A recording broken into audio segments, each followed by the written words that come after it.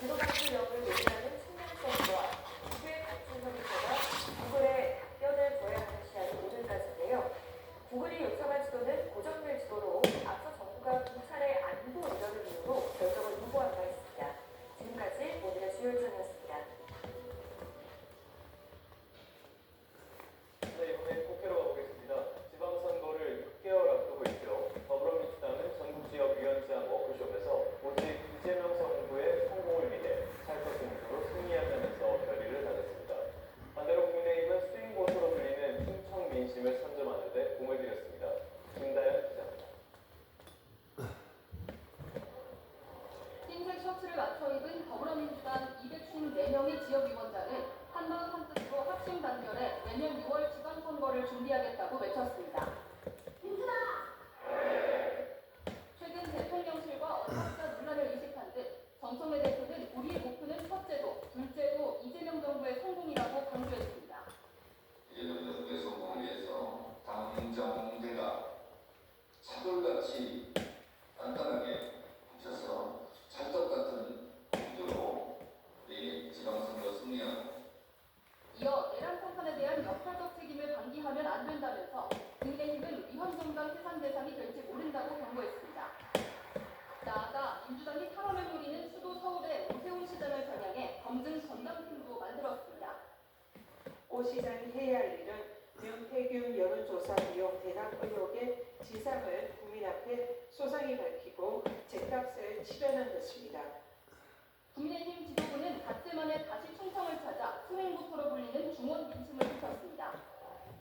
SK하이닉스 청주 반도체 부품 공장을 찍고 청주 국제공항을 방문하는 등 지역 목소리를 듣는 데 힘을 쏟았습니다.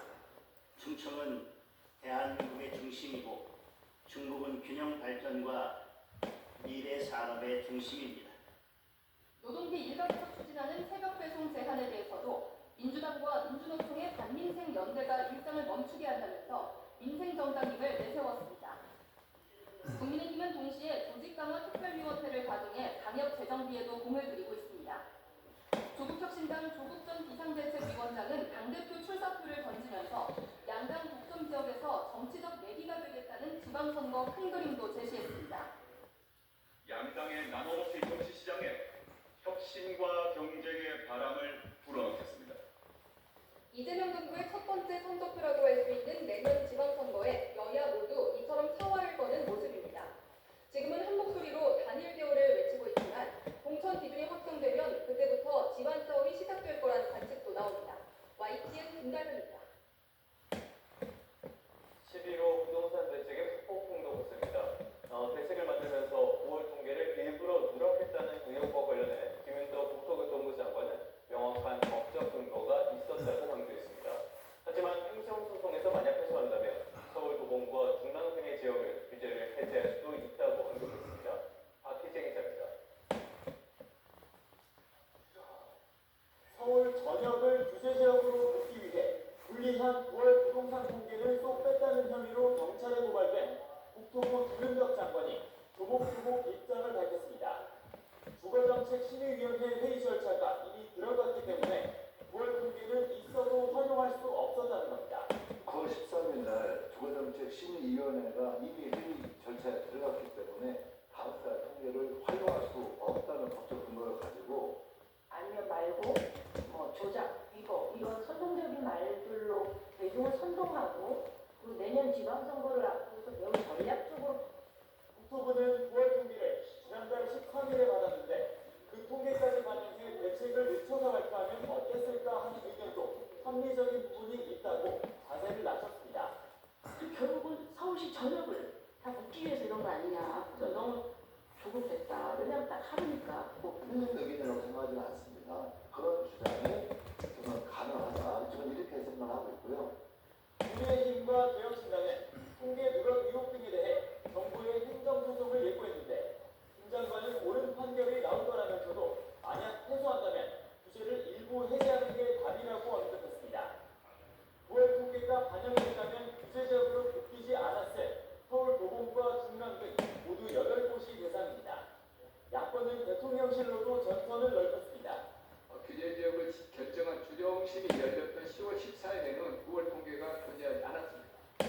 11호 대책을 발표하게 했던 정책실장의 이 발언이 미승이라며 고발을 예고한 가운데 국민의힘 김은혜 의원은 유세시 선정 전에 국토부가 통계를 받아본 정황을 확인했다고 지적했습니다.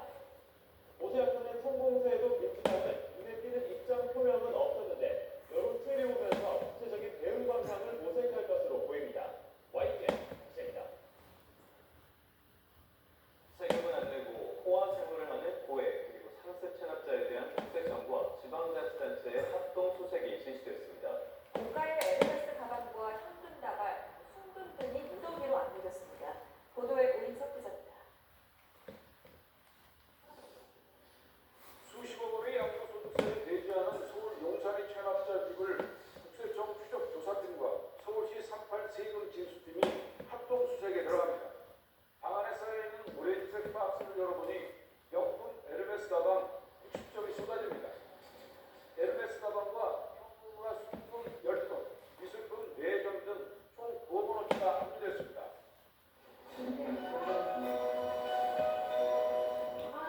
저희도 출처를 봤는데요. 집주부가 연락이 있어가지고 잠복과 상봉 끝에 강남구 고가주택에 거주하는 체납자 집을 합동 수색하자 5만원짜리 돈다발과 금시계가 나옵니다. 반환구청은 CCTV 관저센터를 통해 체납자가 캐리어 가방에 숨긴 돈을 확인해보니 4억 원에 달했습니다. 국세청이 지난달 20일부터 31일까지 서울시와 경기도 등 7개 광역 지방자치단체와 공조해 국세와 지방세를 동시에 체납한 18명에 대한 합동 수색으로 18억 원이 압류됐습니다. 국세청의 재산은닉 혐의 정보와 지자체의 CCTV, 공동주택관리정보 등 현장 정보가 공유됐습니다. 이번 합동수색은 이재명 정부에서 강조해온 체납증을 통한 조세 정의 실현 및 부처 간 협력의 중요성을 국세행 등에 적극 반영하여